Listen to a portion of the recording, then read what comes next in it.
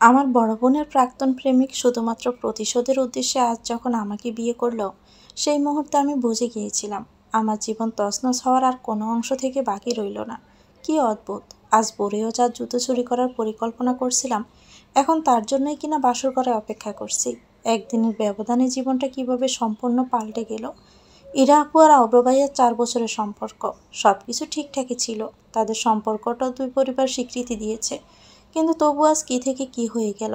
সে রাত 9টা থেকে বাসর ঘরে বসে আছি, এখন বাজে রাত 2:30। তবু অব্র ভাইয়ার আসার কোনো নাম নেই। তিনি আদৌ আসবেন কিনা তারও ঠিক নেই। পুরো রুম অগোছালো, জিনিসপত্র ভাঙার টুকরো চারপাশে ছড়িয়ে রয়েছে। এখানে যে কেউ নিষ্ঠুরভাবে ধ্বংসাত্মক রাগ ঝেড়েছে তাই স্পষ্ট। তারই মাঝে কোনো মতো ফুল দিয়ে সাজানো বিছানায় আমি আছি। এখানে আজ কার থাকার কথা ছিল আর কে আছে, একেই বলে ভাগ্য। দরজা খুলে ডুলতে ডুলতে এমন সময় অব্র ভাইয়া প্রবেশ করে। তাকে দেখে স্বাভাবিক মনে হচ্ছে না। চুলগুলো প্যাকাশে, মুখ রক্তবর্ণ। আমাকে দেখে তিনি এমনভাবে তাকালেন যেন বারুদে আগুন জ্বলে উঠল। খানদানি সোনার লকেটটা হেঁচকা টানে ছিঁড়ে নিয়ে গেল। আমি গলায় হাত দিয়ে ব্যথায় শব্দ করে উঠলাম। সেদিকে তিনি তোয়াক্কা না করে আমার হাত শক্ত করে ধরে বিছানায় নামিয়ে দিয়ে চেঁচিয়ে বললেন, এই লকেট পরার অধিকার তোমার নেই। আর আমার বিছানায় কোন সাহসে বসেছ, হ্যাঁ? মদের বিশ্রী গন্ধ আমার নাকে আসতে লাগলো। অপ্র ভাইয়ের মতো ছেলে মদ খেয়েছে? ইরা আপু কতই কষ্টই না তাকে দিল। কি ভেবেছিল তোমার বোন, আমার সাথে যা ইচ্ছে তাই করে কেটে পড়বে আর আমি চুপচাপ সব মেনে নিব? ইরাকে কিছু বলতে পারলাম না তাতে কি? এবার তার প্রিয় মানুষটিকে না হয় শাস্তি দিব, তিলে তিলে জ্বালিয়ে মারব। তুমি প্রস্তুত থাকো। কথাটি বলে এক ঝটকা দিয়ে তিনি আমাকে ছেড়ে দিলেন।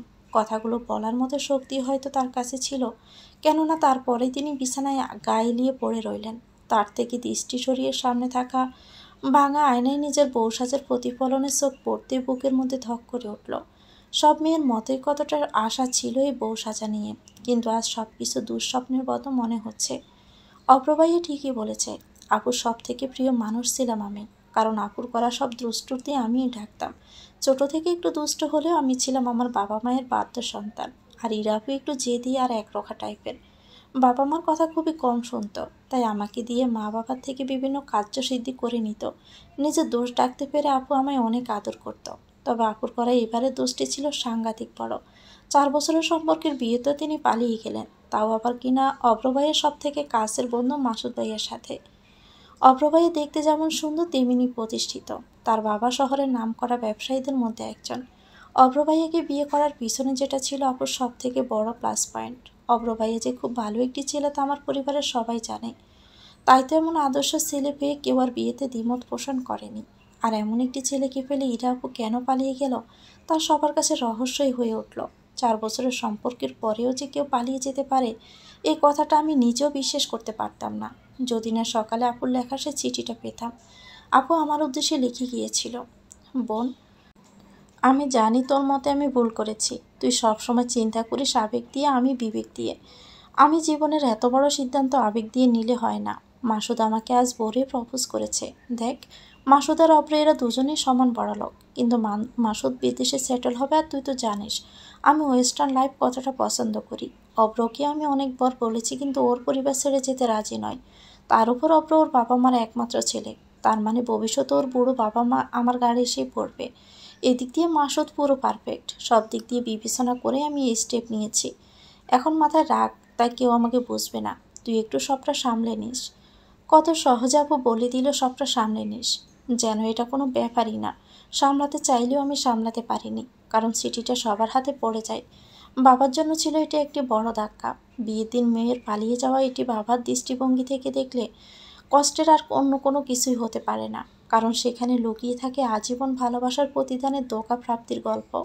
মান সম্মানের কথা না হয় বাদই দিলাম, কি জবাব দিবে বাবা অভ্র ভাইয়ার পরিবারকে? তবুও অভ্র ভাইয়া তার পরিবারকে ডেকে এনে সবটা খুলে বলা হয়। সবটা জানার পর অভ্র ভাইয়ার প্রতিক্রিয়া দেখে আমার খুব কষ্ট হচ্ছিল। পুরো স্তব্ধ হয়ে গিয়েছিলাম। তখন তারা চলে গেলেও বিয়ের নির্দিষ্ট সময়ে আবার ঠিকই চলে আসে বরপক্ষ নিয়ে। বাবার সামনে বর বেশে দাঁড়িয়ে জানায় সে আমায় বিয়ে করতে চায়। আর ব্যাস, বাবাও নিজের বাকি থাকা সম্মানটুকু বাঁচাতে আর তাদের প্রতি অনুতপ্ত বোধ থেকে বিয়ের জন্য রাজি হয়ে যায়। আমাকে একবার জিজ্ঞাসা করারও প্রয়োজন মনে করেনি।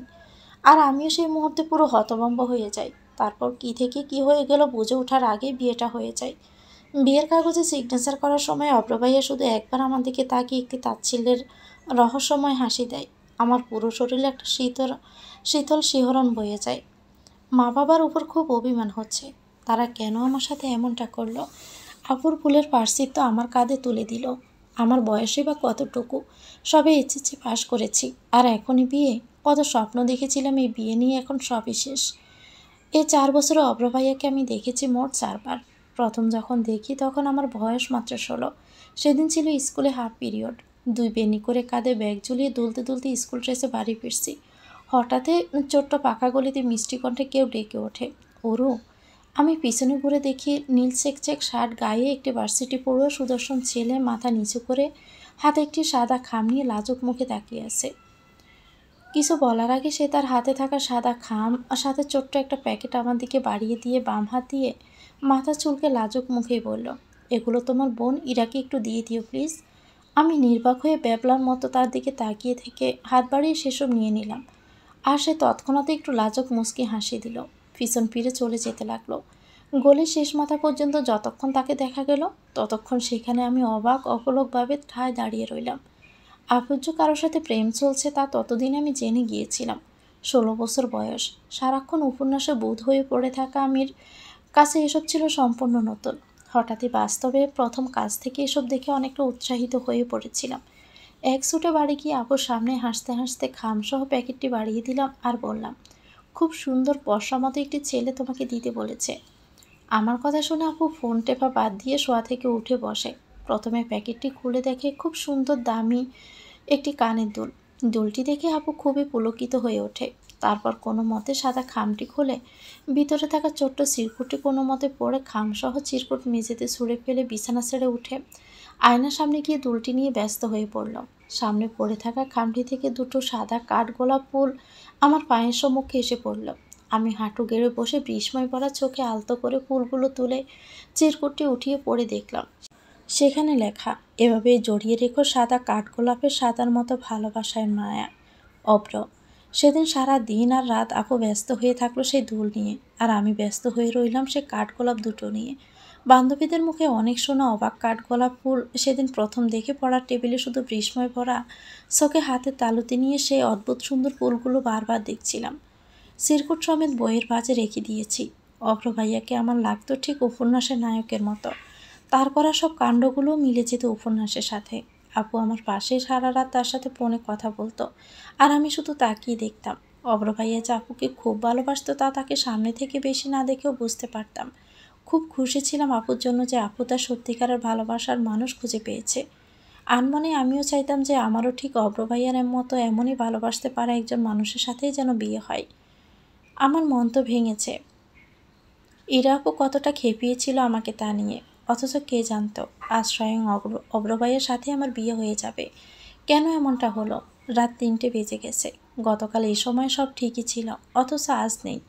একমাত্র শালী হওয়ার সুবাদে কী করব না করব সেই এক্সাইটমেন্টে কাল রাত ঘুমাতেই পারিনি। হঠাৎ রাত 3টার দিকে আপুর ফোনে অভ্র ভাইয়ার ফোন আসে। আপু তখন পুরো ঘুমে। আমি আপুকে ডেকে তুলে অভ্র ভাইয়া ফোন দিয়েছে। আপু বিরক্ত হয়ে ফোন রিসিভ করে কানে ধরে বলল, হ্যালো। হ্যালো, তুমি কি ঘুমাচ্ছ? যা বলার তা তাড়াতাড়ি বলো। বুঝেছি, মহারানীর ঘুমে ডিস্টার্ব হচ্ছে, তবু আর একটু ডিস্টার্ব আজ করবো বুঝছো? কারণ একে একে এতটা এক্সাইটমেন্ট আমি সামলাতে পারছি না। তোমার কথা বলতে হবে না, তুমি শুধু আমার কথাগুলো শোনো। কাল আমাদের বিয়ে। হ্যালো, শুনছো? তোমার আজ ঘুম কীভাবে পাচ্ছে আমি বুঝতে পারছি না, কিন্তু আমরা সারা রাত গল্প করব, কিন্তু কাল চন্দ্রবিলাস করব। তার আগ থেকে বলে রাখলাম, শুনছো তুমি? এই শুনছো? রাতের নিস্তব্ধতায় ফোন লাউড স্পিকারে না থাকা সত্ত্বেও সব কিছু স্পষ্ট শোনা যাচ্ছিল। এই পর্যায়ে আপু বিরক্ত হয়ে ফোন অন করে রেখে পাশে ফিরে শুয়ে পড়ল। আপুর ঘুমিয়ে পড়ার কথা অভ্র ভাইয়াকে বলার জন্য আমি ফোন কানে ধরলাম, কিন্তু ভাইয়ার অনর্গল কথা বলায় কিছু বলার সুযোগ পেলাম না। অভ্র ভাইয়া বলতে লাগলো, ভাবতে যেন কেমন লাগছে, কাল এই সময় তুমি আমার কাছে থাকবে। আমরা স্বামী স্ত্রীর সম্পর্কে পেতে যাব। আমাদের মাঝে আর কোনো দূরত্ব থাকবে না। থাকবে না শুধু শুধু থাকবে ভালোবাসা। ভার্সিটির পরপর সবাই যেখানে কিছুদিন ঘুরে বেরিয়েছে, সেখানে আমি কোনো সময় নষ্ট না করে বাবার সাথে ব্যবসায় যুক্ত হয়েছি শুধুমাত্র তোমার দায়িত্ব নেওয়ার জন্য। আমার ভালোবাসা যতটাই প্রকাশ করে তা কমই হবে। ভালোবাসা যে প্রকাশ করা যায় না, শুধু অনুভব করতে হয়। উফুর হয়ে শুয়ে বিছানায় বেঘরে ঘুমাচ্ছে অভ্র ভাইয়া। জানালা দিয়ে আসা ছাদের আলো ঠিক তার মুখ বরাবর পড়ছে। দেখতে ভীষণ মায়াবী লাগছে। সারাদিনের ক্লান্তিতে সোফায় গুটিসুটি মেরে বসে থেকে আবার আমারও ঘুম পাচ্ছে। কেন যেন ঘুমাতে পারছি না। কানে বাজছে শুধু একটি কথাই, এই শুনছ, কাল কিন্তু তুমি সারা রাত ঘুমাতে পারবে না। বেজা চুল দেখিয়ে নিজের প্রতি আকর্ষণ করতে চাও? কি ভেবেছ তুমি? মুভি স্টাইলে সকাল সকাল আমার ঘুমন্ত মুখে চুলের পানি ইচ্ছে করে ছিটাবার অমনি আমি তোমার জন্য পাগল হয়ে যাব? হ্যাঁ, কি বিপাকে পড়ে গেলাম। গতকাল সারা দিন রাত একটানা বিয়ের বেনারসি শাড়ি পরে থাকায় খুব গরম লাগছিল, তাই তো সকাল সকাল গোসলটা সেরে নেই। এখন গোসল করাতে এত সমস্যা হয়ে যাবে কে জানতো। আমি তো ড্রেসিং টেবিলের সামনে দাঁড়িয়ে ভেজা চুল আঁচড়াচ্ছিলাম। চুল আঁচড়ানো শুরু করতে না করতে বিছানায় এত দূরে পানি গেল কি করে কে জানে। এমনভাবে শক্ত হাতে কাঠটা ধরেছে মনে হচ্ছে ব্যথা বানিয়েই ছাড়বে। খবরদার, আর কখনো যেন আমার সামনে ভেজা চুলে না দেখি। কথাটি বলে অব্রবাইয়া কাজ ছেড়ে দিতেই হঠাৎ তার চোখ পড়ল আমার হাতের দিকে। এবার আমার মেহেদি পড়া হাত দুটো তার চোখের সামনে মেলে ধরে জাঁকানো শুরু করে চেঁচাতে লাগলেন, তোমার হাতে এ লিখে রেখেছ কেন বলো? এতে তো আমার নাম। আগে থেকেই জানতে এসব হবে। জবাব দাও। তার কথায় আমি কি জবাব দিব আমি বুঝতেই পারছি না। ইরাপুর থেকে সেকা খেয়ে কি তার মাথা কি পুরো আউট হয়ে গেল নাকি? কি যে আবল তাবল বকছে তা কি সে নিজে বুঝতে পারছে? আমি আগে থেকে কি জানবো? আমি কি নিজে থেকে বিয়ের প্রস্তাব দিয়েছি নাকি? কি হলো, তুমি কথা বলছো না কেন? তার অনবরত দমকের ছোটে এবার আমি বয়ার্ত চোখে তাকিয়ে ভাঙা ভাঙা স্বরেই তাকে বললাম, আমার নামও তো অরু, এ দিয়েই তো শুরু। নিজের উদ্বৃত্ত আচরণ আর বোকামোটা বুঝতে পেরে তিনি কিছুক্ষণ হতবিহ্বল হয়ে দাঁড়িয়ে থেকে মেঝের দিকে দু একবার দৃষ্টি নিক্ষেপ করে সোজা ওয়াশরুমে চলে গেলেন। আর আমিও সেখানে খাম্বার মতো দাঁড়িয়ে রইলাম। কিছুক্ষণ পর তার এক দূরসম্পর্কের ভাবি এসে আমাকে একটি গোলাপি রঙের শাড়ি পরিয়ে দিয়ে বাহিরে নিয়ে গেলেন। বাহিরে গিয়ে দেখি বাড়িতে মেহমান ভালোই আছে, সবার মুখ গোমড়া হয়ে আছে। আমাকে এমনভাবে দেখছে যেন আমি তাদের সবার কিডনি চুরি করে নিয়ে পালিয়ে ধরা পড়ে গেছি। এতগুলো তীক্ষ্ণ চোখে দৃষ্টির মেলায় একজোড়া নিষ্পাপ চোখ আমার দিকে তাকিয়ে দৌড়ে এসে কোলে উঠে দুহাত দিয়ে আমার গলা জড়িয়ে রাখল।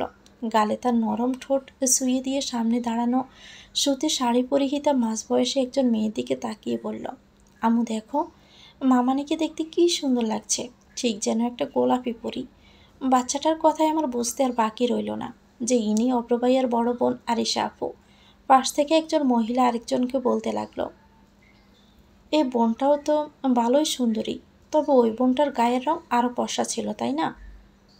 হ্যাঁ। কি বলো? হুম, কিন্তু এই জনের আবার চেহারার ডগ বেশি। অব্রর সাথে ভালোই মানাবে। মানাবে না কেন? আমাদের অব্র তো লাখে একটা। কি যে সুন্দর দুধ বরং গায়ের রং, তেমনি চেহারাও মাশাল্লাহ। একটা শুকনো মরা গাছের সাথে দাঁড় করিয়ে রাখলেও সৌন্দর্য তার ঘাটতি পূরণ হয়ে যায়। কত বললাম আমার বোনের মেয়েটাকে আনতে, ওর সাথে আরও ভালো মানাতো, কিন্তু কে শুনে কার কথা। মামি যে ওর ভালো চায় তা তো আর বুঝলো না। পরে রইল এই বোনদের পিছনে। বড়টা পালাইছে, ছোটটা আবার কি করে তার কি ঠিক করে আছে। যতই সুন্দরী হোক, স্বভাব তো মনে হয় বোনদের বোনদের একই রকম। ওনার শেষাক্ত কথাটি শুনে আমার চোখ ভিজে উঠল। কত অনায়াসে সবাই আমার চরিত্র নিয়ে প্রশ্ন উঠিয়ে ফেলছে। এই অচেনা পুরীতে নিজেকে বড্ড একলা আর অসহায় লাগছে। না, আমার মামানি সব থেকে বেস্ট। ছোট্ট ছেলেটি আমার গালে পুনরায় তার ঠোঁট ছুঁয়ে বলল, আমার মিষ্টি মামানি। আম্মু, আমার এই মামানিটাই বেশি পছন্দ হয়েছে। ওই বুড়ি এমন কটকট করে কথা বলে কেন? তুতুল চুপ, বড়দের সাথে এভাবে কথা বলে না। যাও ভিতরে যাও। মার বকায় তুতুল সোনা মুখ গোমড়া করে ভিতরে চলে গেল। আরিশা আপু এরপর তার মামিকে উদ্দেশ্য করে বললেন, আহ মামি, আপনারা কি শুরু করলেন বলেন তো? যা হওয়ার তা তো হয়েই গেছে, এখন এসব বলে আর কোনো কি লাভ হবে? কথাটা বলে আরিশা আপু একবার বিরক্ত মুখে আমার দিকে তাকিয়ে সেখান থেকে চলে গেলেন। এবারের কেউই যে আমাকে ঠিক পছন্দ করছেন না তা আমি ভীষণ স্পষ্ট বুঝতে পারছি। তাদের দেখে মনে হচ্ছে যেন যা কিছু হয়েছে সেসব কিছুর পিছনে আমারই হাত ছিল। সব কিছুর জন্য একমাত্র আমিই দায়ী। অভ্র ভাইয়ার মা মিসেস সালেহা বেগম মাইগ্রেনের ব্যথায় বিছানায় শয্যাশায়ী হয়ে রয়েছেন। গতকাল ছেলের হবু বউয়ের পালিয়ে যাওয়ার খবর শোনার পর থেকেই নাকি তার এই প্রচণ্ড মাইগ্রেনের ব্যথা হামলা করেছে। আর যখন শুনতে পেলেন সেই মেয়ের ছোট বোনকে তার ছেলে জেদের বশত বিয়ে করে এনেছে, তখন থেকে তিনি আর বিছানা ছেড়ে উঠতেই পারছেন না। তার একমাত্র ছেলের বউকেও তিনি এখনও সচ্চক্ষে দেখেননি। সেই সুবাদে আমাকে তার কাছে নিয়ে যাওয়া হলো তার কক্ষে। ওনার দিকে তাকিয়ে আমি অবাক হয়ে গেলাম। দুই বিবাহিত ছেলে মেয়ের মা হয়েও তার মধ্যে এখনও যথেষ্ট সৌন্দর্য ফুটে আছে। একটি সাদা জমিনের অ্যাশ কালারের সুতি শাড়ি পরে বিছানার সাদা চাদরটি কোমর পর্যন্ত টেনে তিনি চোখ বন্ধ করে শুয়ে আছেন। কারো ডাকে চোখ দুটো ঈষৎ মেলে গম্ভীর দৃষ্টিতে আমার দিকে একটানা তাকিয়ে রইলেন। আমি শুধু একবার সালাম দিয়ে হাত দিয়ে শাড়ির ঘোমটাটা আরেকটু টেনে মাথা অল্প নিচু করে দাঁড়িয়ে রইলাম। তাদের সবার আমার দিকে এমন অদ্ভুত দৃষ্টিতে তাকিয়ে থাকে দেখতে দেখতে এবার আমার মধ্যেও কেমন যেন একটা অপরাধী অপরাধী ভাব এসে পড়ছে। রুমের মধ্যে অনেকেই ছিল, সবাই পিনপতন নীরবতা বিরাজ করছে। আমার শাশুড়ি মা সেভাবেই আমার দিকে কয়েক মিনিট তাকিয়ে থেকে তার মেয়ের উদ্দেশ্যে বললেন, আরিশা, জানালার পর্দাটা আর একটু টেনে দাও, আমার চোখে আলো লাগছে। কথাটা বলে তিনি পুনরায় কপালে হাত দিয়ে চোখ বন্ধ করে রইলেন। সবাই বুঝে গেল এখানে তিনি আর কারো উপস্থিতি চাইছেন না। তিনি আমাকে সহ সবাই বেরিয়ে এলো। এ বাড়িতে একটি মানুষকেই শুধু দেখলাম, যিনি আমার দিকে বিরক্তি মাখা অদ্ভুত দৃষ্টিতে তাকালেন না। তিনি হলেন আরিশা আপুর হাজব্যান্ড শফিক ভাই। খুব হাসি খুশি একজন মানুষ, সবসময় সবার সাথে মজা করে চলছে। কিছু কিছু মানুষ অন্যদের হাসাতে পারার এক অদ্ভুত সুন্দর ক্ষমতা নিয়ে জন্মায়। তিনি তাদের মধ্যে একজন। আরিশা আপু যেমন গম্ভীর, তিনি তেমন হাস্যময়ী। দুজন পুরো বিপরীত, তবুও একে অপরের জন্য পারফেক্ট। নাস্তার টেবিলে দুলাভাই আমাকে খেতে না দিয়ে কিছুক্ষণ পরে অব্র ভাইয়াকে রুম থেকে জোর করে টেনে এনে কিছু দুষ্টুমি মাখা কথা বলে আমাকে সহ অব্র ভাইয়াকে পাশের একটি রুমে টেনে নিয়ে গেলেন। এক প্লেটে খাবার দিয়ে দরজা বাহির থেকে বন্ধ করে দিয়ে বলতে লাগলেন, প্লেট পুরো খালি করলে তারপর দুজনকে বের হতে দিব। শালা সাহেব, এবার দুজন দুজনকে নিজ হাতে খাইয়ে দেন। কতটা সুবিধা করে দিলাম দেখেছেন? একা একা এখন আর লজ্জা পেতে হবে না। দুলাভাইয়ের এমন পাগলামিতে আরিশা আপু যে আপত্তি করেছিল তা ভিতর থেকে বোঝা যাচ্ছে। অব্র ভাইয়া তখন থেকে চরম রাগ করছেন, বারবার দরজা পিটিয়ে বলছেন, দুলাভাই, দুলাভাই দরজা খোলেন, সবসময় কিন্তু মজা ভালো লাগে না। দুলাভাইয়ের আর কোনো সাড়া শব্দ পাওয়া যাচ্ছে না। সম্ভবত তিনি দরজার ওপারে সবাইকে নিয়ে সেখান থেকে কেটে পড়েছেন। অব্র ভাইয়া অনবরত দরজায় বাড়ি দিয়ে চেঁচিয়ে যাচ্ছেন, আর আমি চুপচাপ বিছানার পাশে দাঁড়িয়ে আছি। দুলাভাই, দুলাভাই, কেউ কি শুনতে পাচ্ছে না নাকি? Damn it! দরজায় একটি জোরে হাত দিয়ে বাড়ি দিয়ে তিনি একটু নিঃশ্বাস ফেলে কোমরে দু হাত দিয়ে আমার দিকে তাকালেন। আমি চটপট মাথা নিচু করে ফেললাম। আমার চরম অস্বস্তি লাগছে, সাথে ভয়ও লাগছে। এমনিতে ওনাকে এখন আমার ভীষণ ভয় লাগে, তার উপর ওনার সাথে একা একটা রুমে এভাবে আটকে আছি এই প্রথমবার। না, কথাটা তো ভুল, এই প্রথমবার নয়, দ্বিতীয়বার। কারণ আরও একবার তার সাথে একা একটি রুমে ফেসে গিয়েছিলাম। ইরা আপুর বেস্ট ফ্রেন্ড সাইমা আপুর বিয়ের অনুষ্ঠান ছিল। তাদের ক্লাসের সকলকেই ইনভাইট করা হয়েছিল। সাইমা আপুর সাথে ভালো সখ্যতার দরুন আমিও সেখানে নিমন্ত্রিত ছিলাম। বিয়ের কার্যক্রম শুরুর পর্যায়ে হঠাৎ ইরা আপুর মনে পড়ে তার পার্স সে দোতলার একটি রুমে ভুলে ফেলে এসেছে, যেখানে একটি ছোট্ট মেকআপ কিটও রয়েছে, যা একটু পরে আপুর প্রয়োজন হয়। সেই পার্স আনতে আপু আমাকে নিয়ে যাত্রা করে দোতলায়, কিন্তু সিঁড়ির কাছে আসতে একজন ফটোগ্রাফারকে পেয়ে আপু ছবি তোলাতে ব্যস্ত হয়ে পড়ে এবং আমাকে একাই পাঠায়। বিয়ের অনুষ্ঠান শুরু হয়ে পুনরায় আবার নিচে চলে গেছে। দোতলায় এখন পুরো শুনশান নীরবতা। ফার্স্ট নিয়ে ফেরত আসছিলাম, এরই মাঝে আবার দোতলার লাইট সব চলে গেল। হয়তো লোডশেডিং, নিচে জেনারেটরের ব্যবস্থা করায় সেখান থেকে আসা মৃদু আলো দোতলার ঘন অন্ধকারকে কাটিয়ে আবছা করে রেখেছে। কিন্তু হঠাৎ একটি রুমের সামনে দিয়ে যেতে রুমটির বন্ধ দরজা খুলে গিয়ে একটি হাত আচমকা আমাকে ভিতরে গুটগুটে অন্ধকারের মধ্যে টেনে নিল। আমি চেঁচাতে যাব তার আগে আমার মুখ হাত দিয়ে চেপে ধরে আমাকে দেওয়ালের সাথে দু হাত দিয়ে আটকে দিল। আর আমি কিছু বুঝে ওঠার আগে শর্ট করে আমার গালে একটি কিস করে মৃদু হেসে একটি পুরুষালী কণ্ঠ বলে উঠল, এবার হ্যাপি তো? সাথে সাথে লাইট চলে আসলো। তাকিয়ে দেখি আমার সামনে অভ্র ভাইয়া। আমি চোখ বড় বড় করে বিস্ময় নিয়ে তাকিয়ে থাকি। মনে হচ্ছে আমার চোখ যেন কোটর থেকে এক্ষুনি বেরিয়ে আসবে। তার অবস্থাও সেম। মুখের মৃদু হাসি গায়েব হয়ে গিয়ে সেখানে এখন রাজ্যের বিস্ময় এসে ভর করেছে। বিস্ময় ভাব কাটিয়ে তিনি দ্রুত আমার মুখ থেকে হাত সরিয়ে বারবার বলতে লাগলেন, সরি সরি, আমি আসলে ভেবেছিলাম ইরা। তার গলা দিয়ে আর কোনো আওয়াজই বের হচ্ছে না। বেচারা এমন বিব্রতকর অবস্থায় পড়ে কি বলবে না কি করবে ভাবতে ভাবতে একবার হাত দিয়ে কপালের ঘাম মুছে আবার পরক্ষণে রুমাল খোঁজার জন্য একবার বুকে একবার সাইড পকেটে দ্রুত হাত বুলাতে থাকে। আর আমি তখনও খাম্বার মতো বিস্মিত চোখে তাকিয়ে স্থির হয়ে রইলাম। তার এমন অস্থিরতা দেখে আমি আরও জমে রইলাম। তার চেহারার অবস্থা সেই মুহূর্তে যেন দেখার মতো ছিল। আমাকে কিছু একটা আমতা আমতা করে বলতে গিয়েও বলার মতো কিচ্ছু না পেয়ে বেকুবের মতো একটি জোরপূর্বক হাসি দিয়ে দ্রুত দরজা দিয়ে বের হয়ে যাওয়ার সময় দরজার সাথে জোরে মাথায় বাড়ি খেয়ে বসল। কপালে হাত দিয়ে একটু থেমে পুনরায় যাওয়ার সময় আবারও পায়ে হোঁচট খেল, কিন্তু এবার আর থামল না, সোজা এক ছুটে পালালো। আর আমি 1 মিনিটের মধ্যে ঘটে যাওয়া এত কিছু দেখে তারপরের 5 মিনিটও সেখানে শকড হয়ে দাঁড়িয়েছিলাম। হাসছো কেন? সেদিন অব্র ভাইয়ের চেহারা আর অস্থিরতার কাণ্ডগুলোর কথা মনে পড়ে আনমনে কখন যে মুচকি হাসা শুরু করেছি সেদিকে টেরই পাইনি। অব্র ভাইয়ের কথায় গোড় কাটায় হাসি গায়েব হয়ে গেল। মাথা নিচু করে মৃদু জাকিয়ে বুঝালাম কিছু না। হঠাৎই আমার ফোনে একটি আননোন নাম্বার থেকে ফোন আসে। আমি রিসিভ করে হ্যালো বলতেই ওভার্স থেকে বেশি এলো, হ্যালো অরু, তুই ঠিক আছিস? আমি বিস্মিত স্বরেই বলে উঠলাম, ইরা আপু? আমি যা শুনলাম তা কি সত্যি? অব্র নাকি তোকে? ইরা আপুর কথার মাঝপথে অব্র ভাইয়া এসে আমার কাছ থেকে ফোনটা কেড়ে নিয়ে উচ্চস্বরেই ইরা আপুকে বলতে লাগলো, হ্যাঁ তুমি ঠিকই শুনেছ, তোমার বোনকে আমি বিয়ে করেছি। কি ভেবেছ এত সহজে ছাড় পাবে? হ্যালো ইরা, ইরা। ইরা আপু হয়তো ফোনটা কেটে দিয়েছে। অব্র ভাইয়া কিছুক্ষণ হ্যালো হ্যালো করে রাগের ছোট ফোনটা বিছানায় ছুঁড়ে মেরে খাবারের প্লেট হাত দিয়ে ধাক্কা দিয়ে মেঝেতে ফেলে দিল। কাঁচের প্লেটটা চুরমার হয়ে ভেঙে গিয়ে খাবারগুলো পুরো রুমে ছড়িয়ে ছিটিয়ে পড়ল। আমি তো পুরো ভয়ে জড়সড় হয়ে পড়লাম। এরপর তিনি দ্রুত গতিতে আমার দিকে এগিয়ে এসে শক্ত হাতে আমাকে ধরে দাঁত কটমট করে বলতে লাগলো, খবরদার ইরার সাথে যেন আর কখনো কোনো কথা বলতে না দেখি, না হলে কিন্তু। অব্র অব্র ভাইয়ার বাবা মিস্টার শাহাদাত হোসেন দরজা খুলে অব্র ভাইয়াকে ধমক দিলে অব্র ভাইয়া আমাকে ছেড়ে রাগে দ্রুত গতিতে রুম ত্যাগ করলো।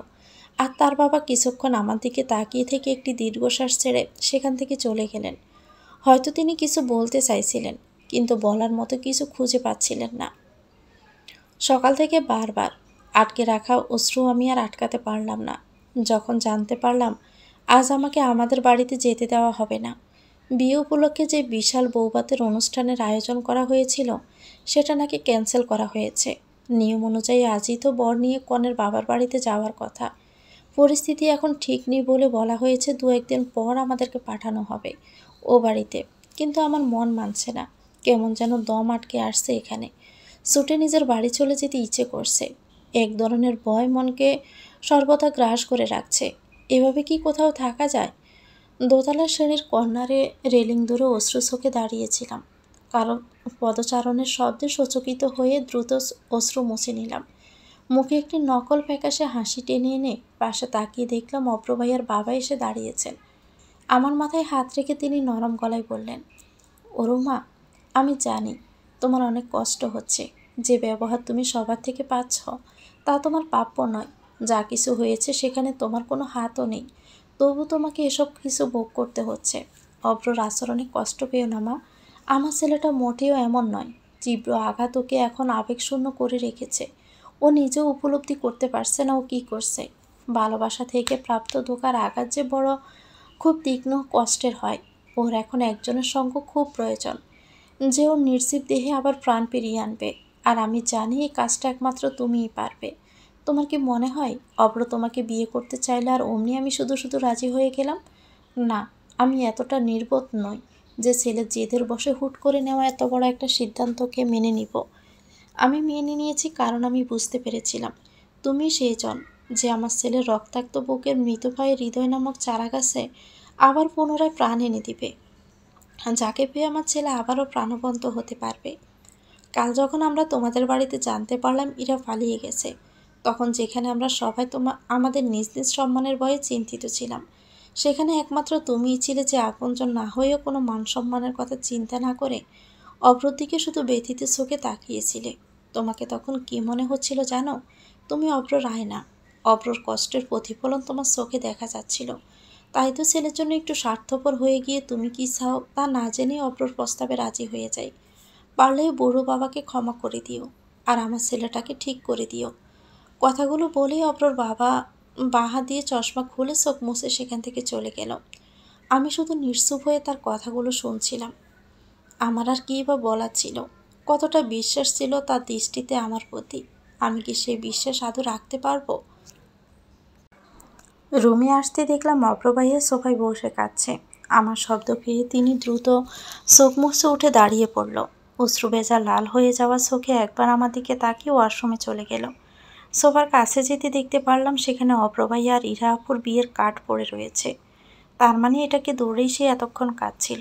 কিছুক্ষণ আগে তার করা আচরণে যতটুকু ভয় আর তার প্রতি বিতৃষ্ণা জেগেছিল, তার অশ্রু দেখে এখন সবটা উদ্বেগ আর সহানুভূতিতে রূপান্তরিত হয়ে গেল। তিনি যে কষ্ট পাচ্ছেন তার কাছে তো আমার কষ্ট আর কিছুই না। আর এই কষ্টের জন্য দায়ী তো আমার নিজের বোনই। এ কারণেই নিজেকে কোনো না কোনোভাবে অপরাধী মনে হয়। আমাদের বিয়ের আজ 4 দিন হলো। আজ আমাদেরও ওই বাড়িতে যাওয়ার কথা। আমার বাবা আর কাকারা আমাদেরকে নিতে এসেছেন। অব্র জানিয়ে দিল তিনি যাবেন না। তার বাবা আর দুলাভাই মিলে অনেক জোরাজুরি করেও তাকে রাজি করাতে পারল না। শেষে তার বাবা এসে আমার বাবাকে বলল, অব্র শরীরটা বেশি একটা ভালো নেই, কিছু মনে করবেন না ভাই, ও না হয় ওরমাকে ও বাড়ি থেকে নিয়ে আসতে যাবে। বাবাও আর বেশি একটা জোর করলেন না। হয়তো তিনিও বুঝতে পেরেছেন কারণটা, আবার হয়তো বা না। রুমে গিয়ে আমি যাওয়ার জন্য প্রস্তুত হচ্ছিলাম। হঠাৎই তখন অব্র এসে আমাকে ব্রকুসকে বলতে লাগলো,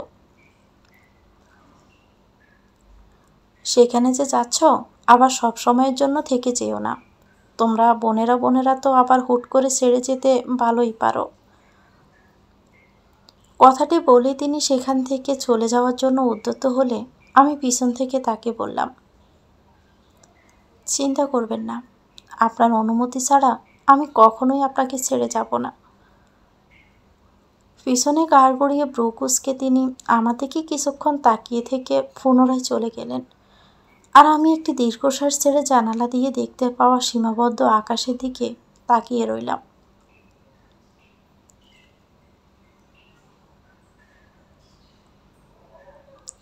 অব্র আমাকে যাওয়ার দিন নিতে আসলো না দেখে আমাদের বাড়ির সবাই বেশ অবাক হলো, কিন্তু আমি একটু অবাক হলাম না। তবুও কথা জানি একটু খারাপ লাগছিল। নিজে একে একে ব্যাগপত্র গুছিয়ে চলে আসলাম। বাবা শুধু হতবিহ্বল দৃষ্টিতে তাকিয়েছিল। হয়তো বুঝে গেছে তাদের আদরের ছোট মেয়েটিও ও বাড়িতে কতটা ভালো আছে। এখন বুঝেই বা কী লাভ? যখন বোঝা উচিত ছিল তখন তো কিছু না জিজ্ঞেস করেই সব কিছু করে ফেললো।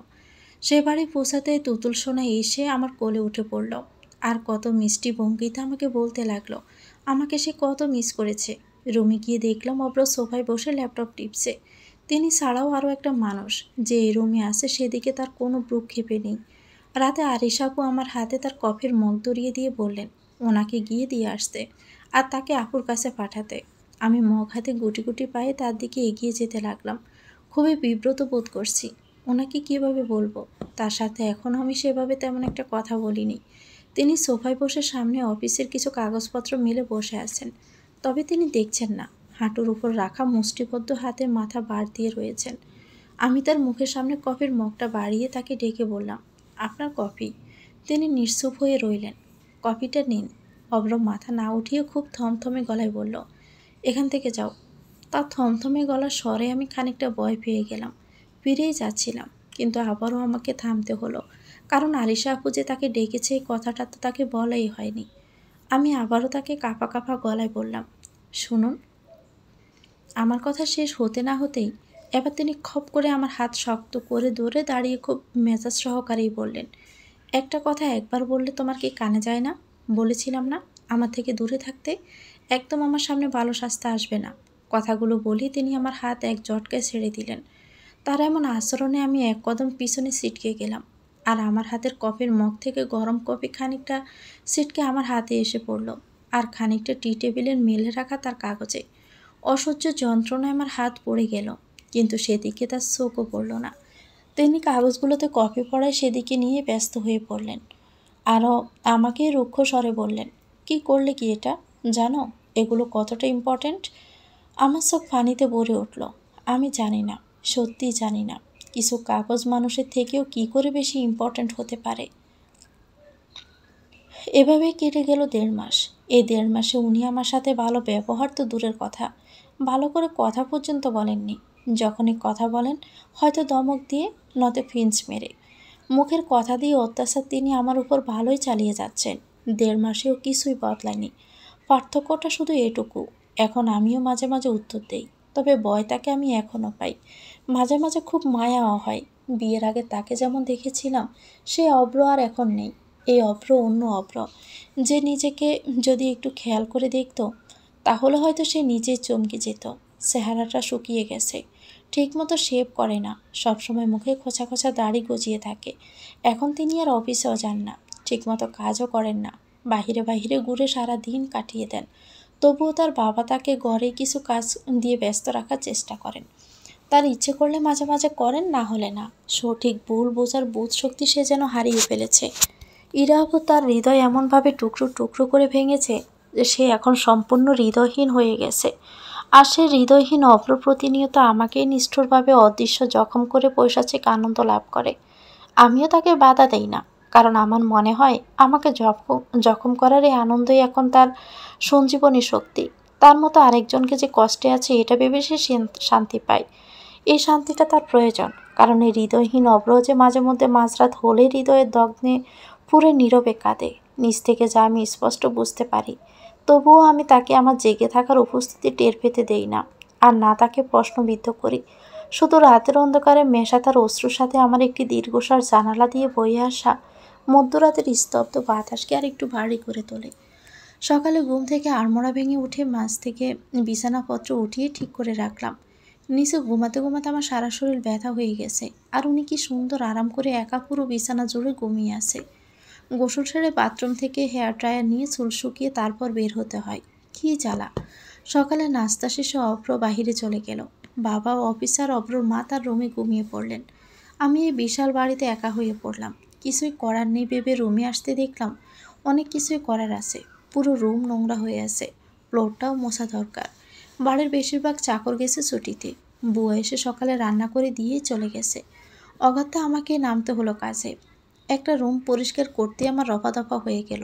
বাবা, এটা কি রুম নাকি ফুটবল ময়দান! পুরো রুম মোছা শেষে সবে একটা ক্লান্তিকর স্বস্তির নিঃশ্বাস ছেড়ে দাঁড়ালাম। তার মধ্যেই অভ্র জুতা পায়ে রুমে প্রবেশ করলো, আর সে জুতা পরে সারা রুমে হাঁটাহাঁটি করতে লাগলো। আমি শুধু হতভম্ব হয়ে দাঁড়িয়ে দেখতে লাগলাম। আমার মাত্র পরিষ্কার করা রুমটা এখন জুতোর নোংরা সুপ সুপ দাগে ভরা। আপনি এটা কি করলেন? কি করলাম দেখতে পাচ্ছেন না? আমি মেজে মুছে পরিষ্কার করেছি, আর আপনি জুতা পায়ে এসে এগুলো কি করলেন? উফ, সরি, কম হয়ে গেছে। ওয়েট।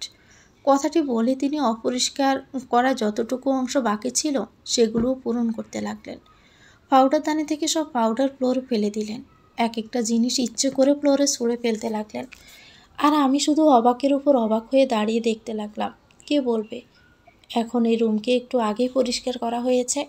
পুরো লণ্ডভণ্ড অবস্থা। তার কাজ সম্পন্ন করে তিনি হাসতে হাসতে চলে গেলেন, আর আমি মুখ ফুলিয়ে পিছন থেকে চেঁচিয়ে বললাম, আপনি একটা নিষ্ঠুর! আজ আরিশা আপু আর দুলাভাই আসবেন এই বাড়িতে, সেই সুবাদে সকাল থেকে ভালো ভালো রান্নাবান্নার আয়োজন চলছে। অব্রর মা আজ সব দেখছেন নিজ হাতে। আজ হয়তো ওনার শরীরটা একটু ভালো, এমনিতে তিনি বেশিরভাগ সময় অসুস্থ থাকেন মাইগ্রেনের ব্যথায়। অব্রর মা আমার সাথে খুব কম কথাই বলেন, প্রয়োজন না পড়লে নাই বলেন। যে কোনো সময় আপু দুলাভাই এসে পড়বে, তাই আমি তাড়াতাড়ি গোসলের জন্য ওয়াশরুমে চলে গেলাম। কিন্তু যেতে না যেতে বাহির থেকে দরজায় টোকা পড়তে লাগলো। আমি বিরক্ত হয়ে দরজা খুলে দেখি অভ্র। কি হয়েছে? বাহিরে আসো। কেন? এখন আমি গোসল করব। তা করবেন, আমি আগে করে নেই। এতক্ষণ অপেক্ষা করতে পারবো না আমি, আমি এখনই করব। তাড়াতাড়ি বাহিরে আসো। ইস, বললেই হলো নাকি? আমি আগে এসেছি দেখতে পাচ্ছেন না? আমি আগে করব, তারপর আপনি করবেন। ওরু, আমার মাথা গরম করো না কিন্তু। বের হতে বলছি, বের হও। অন্যদিন হলে তার এত কথা বলতে হতো না, তার আগে আমি ভয়ে চুপচাপ বের হয়ে আসতাম। কিন্তু আজ যেন আমার মধ্যে জেদ চেপে বসেছে। যাই হোক না কেন, গোসল আমি করব তার আগেই। কি হলো, তুমি শুনতে পাচ্ছ না? কথাটা বলতে বলতে তিনি আমার বেখেয়ালি সুযোগ নিয়ে সোজা বাথরুমে ঢুকে পড়লেন। আপু আর দুলাভাই কিন্তু এখনই চলে আসবে, শুধু শুধু তোমার আজারা কথা বলে সময় নষ্ট করো না। বের হও। দেখুন, শুধু শুধু চেঁচামেচি করবেন না। এটা একটা সোজা হিসাব। আমি আগে এসেছি, তার মানে তো আগে আমিই গোসল করব, তাই না? সোজা ঠিক আমি বুঝি না। এটা আমার ওয়াশরুম, তাই আমার যখন ইচ্ছে তখনই আমি গোসল করব। আচ্ছা, তাহলে একটা কাজ করুন, আমার বাড়ি থেকে আমার ওয়াশরুমটা এখানে উঠিয়ে নিয়ে আসুন।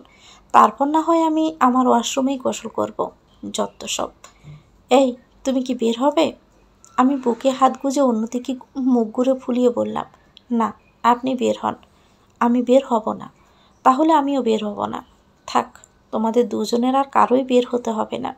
তোমরা দুজনেই ওয়াশরুমে থাকো আর ঝগড়া করো। তুতুলের কথা শুনে আমরা দুজনে চমকে উঠে কিছু বলার আগেই তুতুল ওয়াশরুমের দরজাটা বাহিরে থেকে লাগিয়ে দিয়ে দৌড়ে চলে গেল।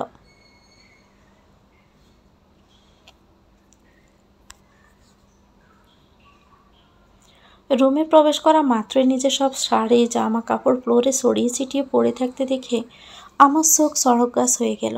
কত কষ্ট করে সব কিছু সুন্দর করে গোছগাছ করে রেখেছিলাম, আর তার এখন এই অবস্থা। অবস্থাকে আরও বেগতিক করে তুলতে অব্রত আছেই। তিনি তার নন স্টপ কাজ চালিয়ে যেতে লাগলেন। এসব কি করছেন? আমার জামা কাপড় সব নিচে ফেলে দিচ্ছেন কেন? আলমারির কোনায় থাকা শেষ বস্তুটাও মেঝেতে নিক্ষেপ করে তিনি একটা ডোন্ট কেয়ার ভাব নিয়ে আমার দিকে তাকিয়ে বললেন, বলেছিলাম না আমার কোনো জিনিসে তুমি হাত দিবে না? আর তুমি তো ডিরেক্ট আমার জিনিসে কবজা করে বসেছ। আমি কাতর স্বরেই তাকে বললাম, দেখুন, 2 মাস ধরে জামা কাপড়গুলো লাগেজেই রেখে দিয়েছি। এভাবে কি প্রতিদিন লাগেজ থেকে বের করে করে ব্যবহার করা যায়? তা তো আমি বুঝি না। আমার আলমারিতে রাখতে পারবে না তুমি, ব্যাস। তাহলে আমি কোথায় রাখবো? যেখানে ইচ্ছে সেখানে রাখবে, শুধু আমার জিনিসপত্র থেকে দূরে রাখবে। কথাটা বলে তিনি চলে যেতে নিলে আমি পিছন থেকে হতাশ গলায় বললাম, এভাবে আর কতদিন চলবে? একটু থেমে আমার দিকে না তাকিয়ে উনি বললেন, আমি জানি না। বারান্দার রেলিংয়ে বসা একটি কাক কাকা করে অনবরত ডেকে যাচ্ছে, তা আমার কোনো নামই নিচ্ছে না। নিচে শম্পাকে বলেছিলাম আজকে আমাকে পাট শাকের ডাল রান্না করা শিখাতে। কুকারে সিটি বাজা শুরু হয়ে গেছে। শম্পা আমাকে ডাকতে এলো বলে পুরো মেঝেতে অগোছালো জামা কাপড়গুলো বিছিয়ে আছে। এগুলোকে আবার পুনরায় বাস করে লাগেজে বন্দি করা প্রয়োজন। কিন্তু আমার এখন এসবে হাত দিতে মোটেও ইচ্ছে করছে না। চোখ বন্ধ করে বিছানায় শুয়ে থাকতে ইচ্ছে করছে। মাথাটা হঠাৎ ভীষণ ধরেছে, ভীষণ। হুমায়ুন আহমেদ চা তার কোনো একটি বইয়ে বলেছিলেন, ঢাকা শহরের মানুষদের জ্যোৎস্না দেখানোর জন্য কোনো এক পূর্ণিমার রাতে পুরো শহরে লোডশেডিং করা উচিত। আজ সত্যিই মনে হচ্ছে এমনটি হলে বেশ হতো। শুধু বেশ না, খুব ভালো হতো। হঠাৎ করে পুরো শহরে এসে পড়তো গুটগুটে অন্ধকার। একটু আবছা আলোর অনুসরণে নগরের প্রত্যেকটি মানুষ ঘর থেকে বের হয়ে বিরক্ত মুখে আকাশের দিকে তাকাতো। আর মুহূর্তের মধ্যে বাকশূন্য হয়ে তাদের দৃষ্টি মাথার উপরের খোলা আকাশে বিদ্যমান শুভ্র আলোয় ঢাকা বিশাল ছাদটির দিকে তাকিয়ে আটকে যেত। সবাই মন ভরে বিরক্তকে পাশে সরিয়ে চন্দ্রবিলাস করত। ঢাকা শহরে বেরিয়ে উঠলেও গ্রামের পূর্ণিমার রাতের সাথে আমার পরিচয় ঘটেছে। ছোট থাকতে অহরহই যাওয়া হতো আমাদের গ্রামের বাড়িতে। অভ্র রুমে নেই। আমি একে একে বারান্দায় টুল টেনে রেলিংয়ে 2 হাতের উপর মুখ রেখে বসে আকাশের দিকে তাকিয়ে ওই ছাদটাকে দেখছিলাম। বারান্দার লাইট বন্ধ সত্ত্বেও বাগানের মাঝখানে থাকা সোডিয়াম লাইটের আলোয় ছাদের আলো বিরছে না। তবু ছাদ তো ছাদই, অসুন্দর শব্দটির সাথে কখনো লাগতে পারে না। অন্ধকার নিয়ে আমার দাদির একটি বিখ্যাত গল্প আছে। আমার এই দাদি আমার সাথে অনেক গল্প করতেন। সেই গল্পগুলোর মধ্যে কিছু কিছু গল্প আমার খুব সাংঘাতিক হতো। মাঝে মাঝে তিনি আমার সাথে ঘুমাতে আসতেন। ইরা আপু তখন উঠে গিয়ে অন্য রুমে ঘুমাতো। আর সেদিন রাতে দাদির গল্পের জ্বালায় আমার আর ঘুমই হতো না। দাদির সাংঘাতিক গল্পগুলোর মধ্যে বিখ্যাত গল্পটি হলো তার নিজের বাসর ঘরের গল্প। এই গল্পটি আমি বহুবার শুনেছি, তবুও দাদি জোর করে বারবার শোনাতে থাকতো। দাদির গল্পটি ছিল, আমি তখন মাত্র 15 বছরের খুকি, বুঝছস, আর তোর দাদাই ছিল পুরো জোয়ান তাগড়া বেটা। আমারে তোর দাদাই পছন্দ করেই আনছিল। তোর দাদাই বিয়ের আগে আমারে দেহও নাই। আমার বিয়ের দিন আমার সব চাচাতো খালাতো বোনরাও লগে গেছিল তোগো দাদার বাড়ি। সেদিন আসিল পুরো গুটগুটটা অমাবস্যার অন্ধকার। তোর দাদাই রুমে আইয়া বিছানায় বইবা মাত্রই বেড়ার পাক দিয়ে বাতাস আইয়া দিল কুপি নিভাইয়া। আমার মাথায় তখন এক হাত গোমটা দেওয়া। তো দাদাই গলা খাকড়ি দিয়ে একটা কাশ দিয়ে এরপর আমার নাম ধরে ডাকলো, হাসু, তুমি কিছু খাইছো তো? আন্দারে এমন ডরাইতেছিলাম, তবুও তো দাদার কথা হইনে আমার তখন পেট পাইটা হাসি আসতেছিল। বাসর করে কিনা খাওনের কথা জিগাই। এদিকে না যায় আমি কইলাম, বাতিটা নিভে গেল, একটু জ্বালাই দিয়া নিয়ে আসবেন। তো দাদাই তখন একটু হাসে কি কইল জানোস? কেন, আন্দারে কি তোমার ডর লাগে? গল্পের এর পরের অংশ আমি শুনতে পারতাম না, লজ্জায় পুরো জমে থাকতাম।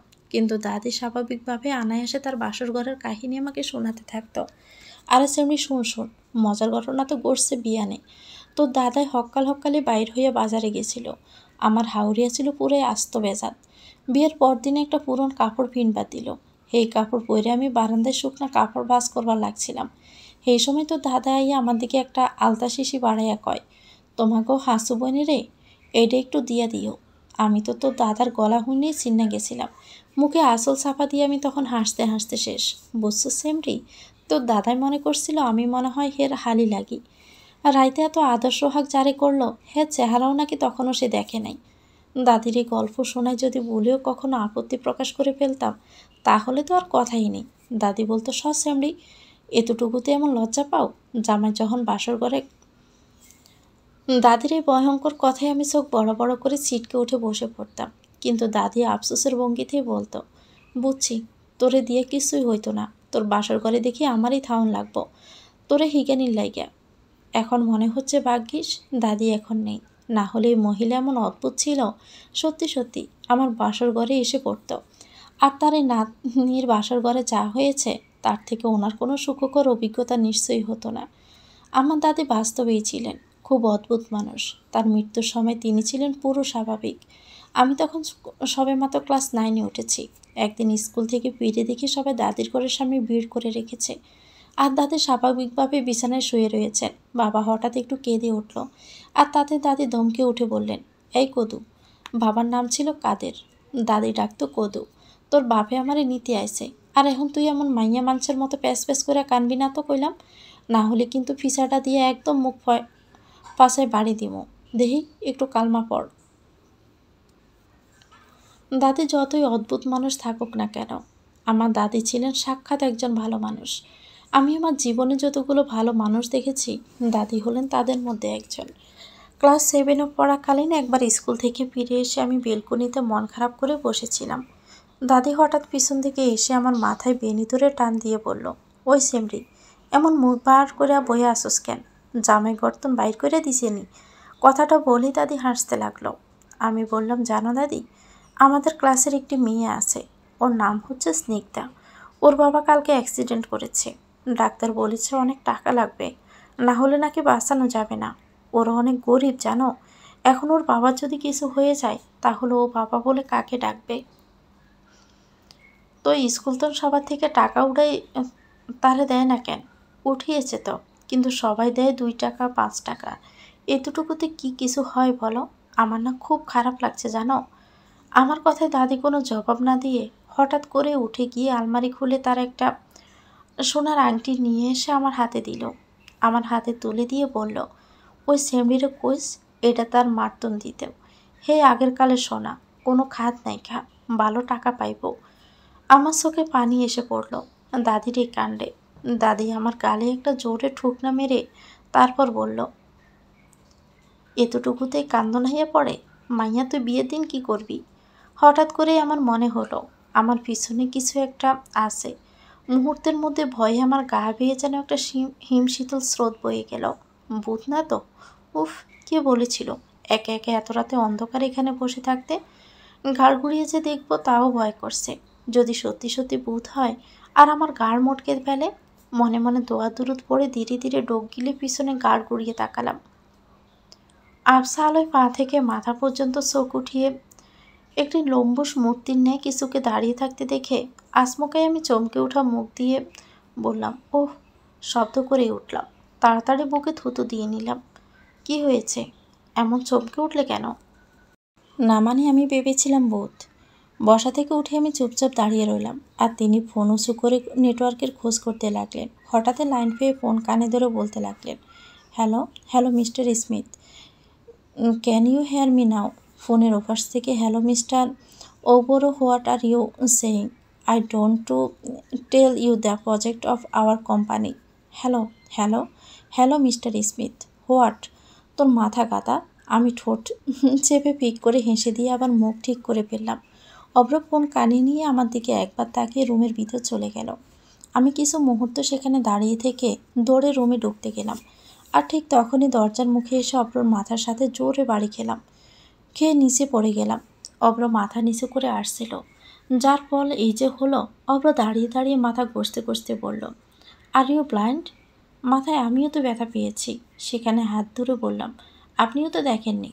বলেছিলাম না বারান্দার বাতিটা জ্বালিয়ে দিতে, তা না অন্ধকার বানিয়ে রেখেছ। আমি ঠোঁট ফুলিয়ে বিড়বিড় করেই তাকে বললাম, কখন বলল? স্বপ্নে স্বপ্নে নাকি?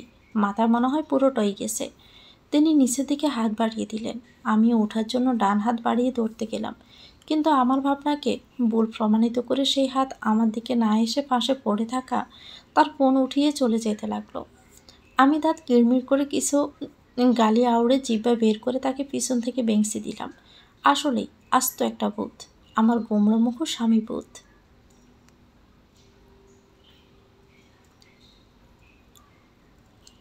ডিম নিয়ে একটি বহুল প্রচলিত কথা আছে।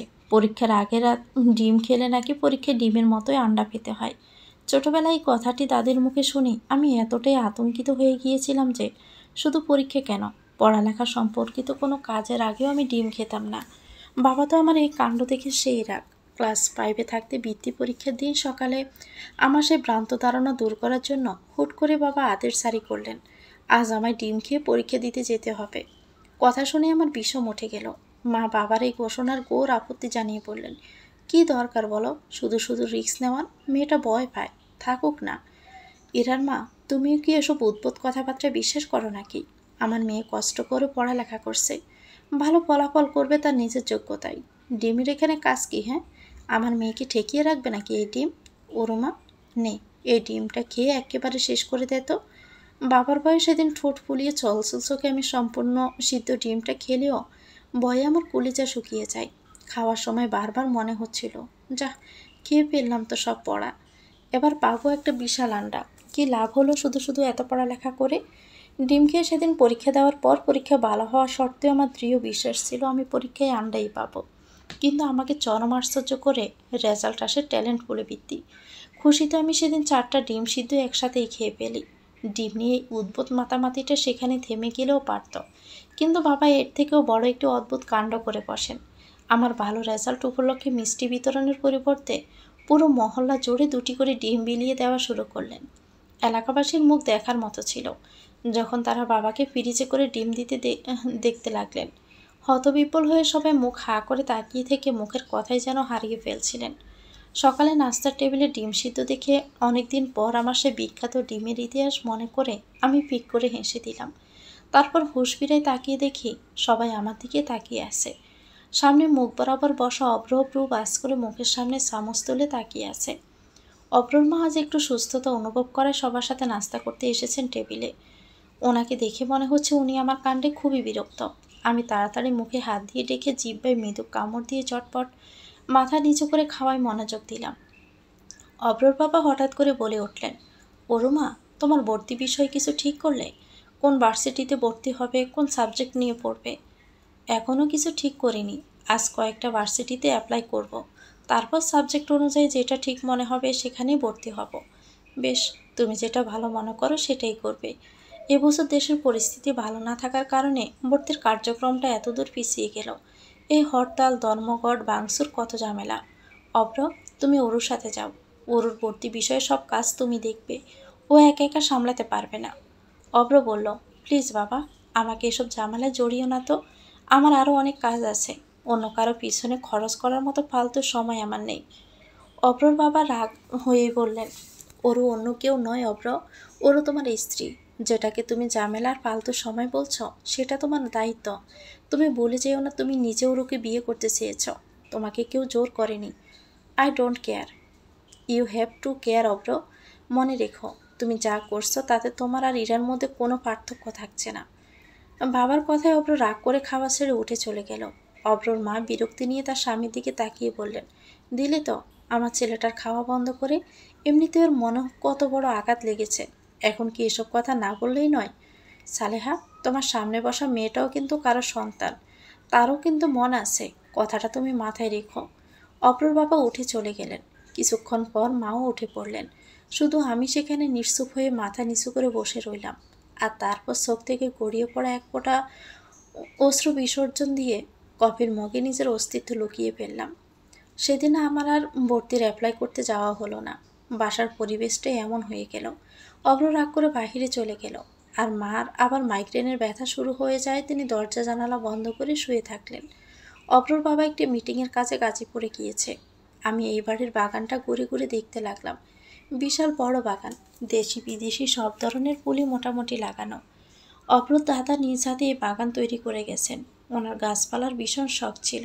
শেষ বয়সটা গাছের পরিচর্যা করেই কাটিয়েছেন। তার এই ফলন আজকের এই বিশাল বাগান সবে চম্পার কাছ থেকে শোনা। বাগানের মধ্যে ছোট্ট একটা অংশ জুড়ে শুধু গোলাপ ফুলের গাছ, তবে এখন বেশিরভাগ চারাই কেমন শুকিয়ে গেছে। গোড়ার কাছের আগাছা ভর্তি। আমি ঝুঁকে হাত দিয়ে দেখতে লাগলাম। পাতাগুলো লাল হয়ে গেছে। আপামনি, আপনি এনে কি করেন? আমি পিছনে ঘুরে মিষ্টি হেসে জবাব দিলাম, কিছু না চম্পা, এমনিতে ঘুরে ঘুরে দেখছিলাম। এই রোদের মধ্যে আপনি হেনে থাইকেন না পা, আপনার এত সুন্দর গায়ের রং নষ্ট হয়ে যাইব। আমি মৃদু হেসে জবাব দিলাম, তুমি আমার গায়ের রং এত সুন্দর কোথায় দেখলে? আমার গায়ের রং তো সাধারণ বাঙালির মেয়েদের মতোই। গায়ের রং তো আছে তোমাদের অপ্রবাইয়ার। হায় হায়, কী কোন আপা, আপনি সাধারণ? আপনি জানেন আপনার এতেই কত সুন্দর লাগে? আমাকে অপ্রবাইজান তো একেবারে পুরো রাজপুত্র। রাজপুত্র? আর আপনি হলেন হের রাজকুমারী। দুজনরে কী যে ভালো মানাইছে। আপনারা দুইজন পুরা পারফেক্ট। চম্পার কথা বলার ভঙ্গিতে আমি খিলখিল করে হেসে দিলাম। চম্পা খানিক সময় দৌড়ে আমার দিকে তাকিয়ে থেকে বলল, আপামনি, আপনি জানেন আপনি যখন হাসেন তখন কী যে ভালো লাগে, মন চাই খালি চাইয়াই থাকি। হয়েছে চম্পা, তোমার আর আমার দিকে এত তাকিয়ে থাকতে হবে না। আমার দিকে যদি সারাক্ষণ তাকিয়ে থাকো তাহলে মফিজ ভাইকে দেখবে কখন? চম্পা মুখে ওড়না চাপা দিয়ে হেসে বলল, যান আপামনি, আপনি এটি কন। হয়েছে চম্পা, এখন আর তোমাকে এত লজ্জা পেতে হবে না। রান্নার মাঝে মাঝে ইমার্জেন্সি ফোনগুলো কার কাছে যায়, সকালে ময়লা জড়ি ফেলতে যাওয়ার সময় 15 মিনিট দেরি কেন হয় তা সবই আমি জেনে গেছি। চম্পা লজ্জায় আটখানা হয়ে বলল, আপামনি, আপনি বুঝলেন কেমনে? আমি সবই বুঝি চম্পা, সব বুঝি। তোমার লাজুক প্রেমের গল্প। তারপর আঙ্গুল গোল করে আমি চম্পার স্টাইলেই বললাম, তোমরা দুজনেই পুরো পারফেক্ট। চম্পা আর আমি দুজনেই একসাথে হেসে দিলাম। আচ্ছা চম্পা, এই গোলাপের গাছগুলো এমন শুকিয়ে গেছে কেন? অন্য গাছগুলো তো ঠিকই আছে। এই গাছগুলোর কি কোনো যত্ন নেওয়া হয় না? আর কইেন না তো আপা, এই গাছগুলো সব অগ্রভাইজান শখ করে লাগাইছিল। কত যত্ন যে সে করত। এই এত বড় বড় লাল টুকটুকে সুন্দর ফুল হইতো। অহন তো আর হে বাগানে আহেই না। আর ওই কামছড়া মালি বেড়াও এই জায়গায় একটু ভিতরে বইলা ঠিকমতো যত্ন নেয় না। কোনোদিন পানি দেয়, আবার কোনোদিন দেয় না। চম্পা, একটা কাজ করো তো, একটা কাস্তে কীটনাশক স্প্রে আর একটু পানি নিয়ে আসো। আপামনি, আপনি কি এখন এসব করবেন? আপনি ভিতরে যান, আমি করতেছি। আমি যা বলছি তুমি তাই করো চম্পা। যাও, তাড়াতাড়ি নিয়ে আসো। আমার কথা মতো চম্পা সব কিছু নিয়ে এলে আমি মাথার চুলগুলো হাত খোপা করে নিজ হাতে গাছের গোড়ার আগাছাগুলো পরিষ্কার করে দিতে লাগলাম। হঠাৎ করে চম্পা আমাকে ডেকে উঠল, আপামনি। হুম? ভাইজান যদি রাগ হয়? রাগ হলে হবে। আমরা গাছগুলোতে প্রাণ ফিরিয়ে আনার চেষ্টা করছি। আমার মনে হয় না এতে কেউ রাগ হতে পারে। কিছুক্ষণ নীরবতা শেষে আমি চম্পাকে ডেকে উঠলাম, চম্পা। কন আপামনি, তোমরা সবাই কি তোমাদের অভ্র ভাইজানকে খুব ভয় পাও? এখন পাই, আগে পাইতাম না। আগে অভ্র ভাইজান খুবই ভালো ছিল। সব সময় হাসি খুশি থাকতো, আমাকে লগে কথা কইতেও মজা করতো। আপা, আপনি ভাইজানরে এখন যেমন দেখতেছেন, ভাইজান মোটেও তেমন না। ভাইজান অনেক ভালো মানুষ। দেখেন, একদিন ভাইজান আবারও আগের মতো হইয়া যাইব।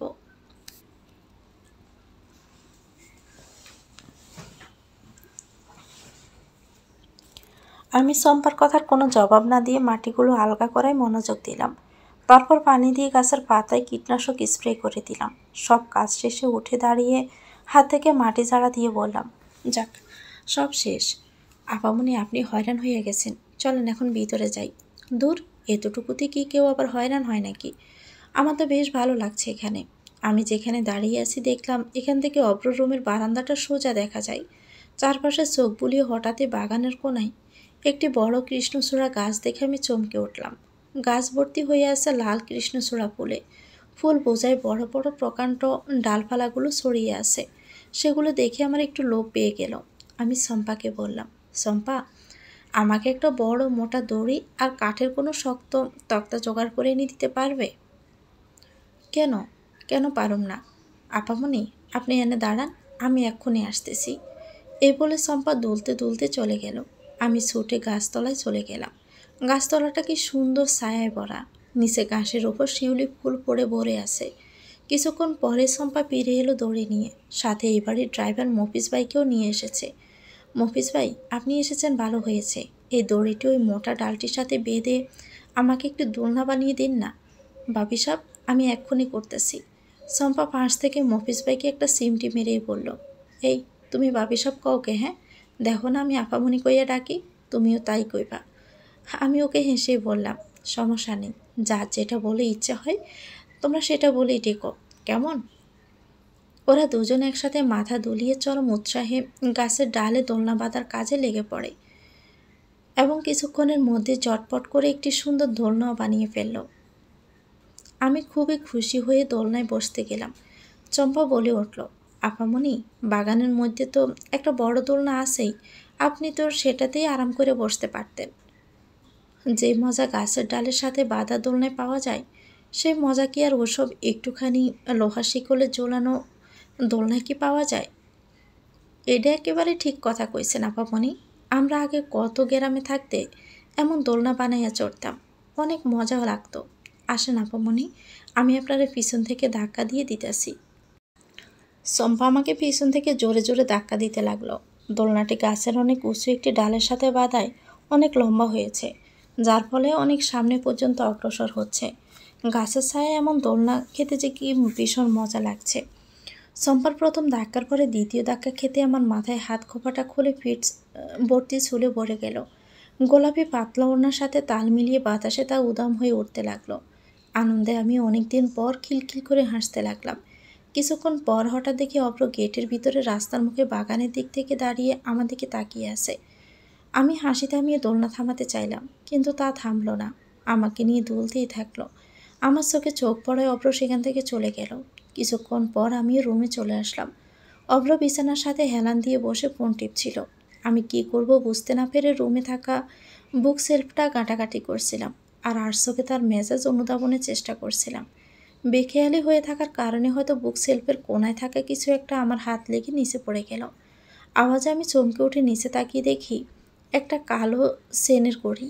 আমি তাড়াতাড়ি নিচ থেকে হাতে তুলে দেখি উপরের কাজটা ভেঙে গেছে। অভ্র আমার হাতে থাকা ঘড়িটার দিকে তাকিয়ে আছে। একসময় ধীরে ধীরে আমার দিকে এগিয়ে আসতে লাগলো। ভয়ে আমার রীতিমতো ঘাম ছুটে গেছে।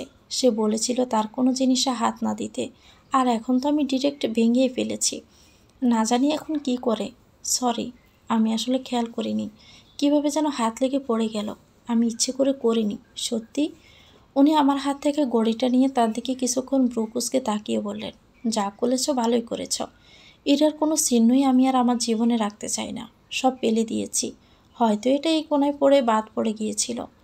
অভ্র ঠোঁটের কোনো একটা মৃদু বাবলেসীন হাসি ফুটে উঠেই পরক্ষণে মিলিয়ে গেল।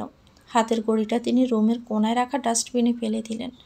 একটি মোটা ফাইল হাতে নিয়ে সরু রাস্তার পাশে দাঁড়িয়ে আছি। রোদে তাকিয়ে থাকা যাচ্ছে না। হাতের ফাইলটা একবার মাথার উপরে চোখে আড়াল করে রোদের থেকে আবার ডান হাত দিয়ে বাম হাতে নিলাম। সামনে খানিক দূরত্বে বিশাল লাইন। বুঝতে পারছি না লাইনের মধ্যে কি ঢুকে যাব। এই বিশাল লাইন শেষ হতেও ঠিক কত ঘন্টা সময় লাগবে। ভার্সিটির সামনে পরম তুলতে আজ আমার জান রফাদফা হয়ে যাচ্ছে। সত্যি বলতে এসব ভর্তির কাজ টাজ আমি একদমই বুঝি না। প্রতিবার তো আপুই সব করে দেয়। এসব ব্যাপারে আমার ইরা আপু পুরো পারদর্শী। তার উপর ইরা আপু এই ভার্সিটিতেই পড়তো। একা একা ভীষণ নার্ভাস লাগছে আমার কাছে। কি করব না করব কিছুই বুঝতে পারছি না। বাবাকে কি একটা ফোন করব? এখানে কি আসতে বলবো? নানান চিন্তা ভাবনার পরে বাবাকে ফোন করার জন্য ব্যাগটা খুলে ফোনটা হাতে নিতেই বাইক চালিয়ে সেখানে অভ্র উপস্থিত হলো। তাকে দেখে আমি ভীষণ অবাক হলাম। আমার অবাক দৃষ্টিকে কোনো পাত্তা না দিয়ে তিনি আমার হাত থেকে ফাইল নিয়ে বিড় ঠেলে একটা রুমে ঢুকে গেলেন এবং খুব সহজে ফর্ম তুলে এনে আমাকে দিয়ে ফিল আপ করিয়ে আবারও জমা দিয়ে দিলেন। আমার বেশ ভালো লাগলো। তিনি না এলে যে কি হতো, আমি তো হয়তো একা একা ঠিক মতো কিছু করতেও পারতাম না। কাজ শেষে তিনি বাহির হলেন। হল থেকে বেরিয়ে এলেন। আমি পিছন থেকে তার পিছু পিছু ছুটতে ছুটতে তাকে জিজ্ঞেস করলাম, আপনি এখন কোথায় যাবেন? বাসায় যাব। রাস্তার পাশে দাঁড় করানো বাইকে অভ্র উঠে বসলো। আমিও পিছনে বসতে গেলাম, কিন্তু তার আগে তিনি রাস্তার পাশে দাঁড়ানো একটি রিক্সা হাত ইশারা করে ডাকলেন। রিক্সাওয়ালা রিক্সা নিয়ে এগিয়ে আসতেই তিনি আমার কথা বলে পৌঁছে দিতে বললেন। ঠিক সে সময় গেটে থাকা দারোয়ানটি এগিয়ে এসে বলল, আরে অভ্র ভাই না, ভালো আছেন? অভ্র মিষ্টি হেসে জবাব দিল, হ্যাঁ ভালো। তুমি ভালো আছো কাদের ভাই? জি ভাই, ভালো আছি। কতদিন পর আপনার সাথে দেখা হইল। আপনি তো আর এদিকে আসেনি না, আজকে আসলেন কি কোনো কাজে আছে? বাবা বলল ওর ভর্তির কাজে একটু সাহায্য করে দিতে। নতুন তো, তাই আর কি। আপনার কি হয় ভাই? এই কথার উত্তরে অভ্র সামনে তাকিয়ে শক্ত করেই বলল, আমার কেউ না। অভ্র বাইক চালিয়ে চলে যাওয়ার পর দারোয়ানও নিজের জায়গায় গিয়ে চলে গেলেন। রিক্সাওয়ালা পাশ থেকে বলে উঠল, আপা যাইবেন না? আমি তার যাওয়ার পথ দেখে চোখ সরিয়ে একটি ছোট্ট করে দীর্ঘশ্বাস ফেললাম। সত্যিই তো, আমি তার কে? আমি তার কেউ না, আমি তার কেউই না। তো ভিউয়ার্স, এটা গল্পের প্রথম অংশ। পরবর্তী অংশ পেতে চ্যানেলটিকে সাবস্ক্রাইব করে আমাদের সাথেই থাকবেন। ভিডিওটি ভালো লেগে থাকলে একটি লাইক দিয়ে দিবেন, কমেন্ট করে জানাবেন কেমন লেগেছে। সবাই ভালো থাকবেন। আল্লাহ হাফেজ। আসসালামু আলাইকুম।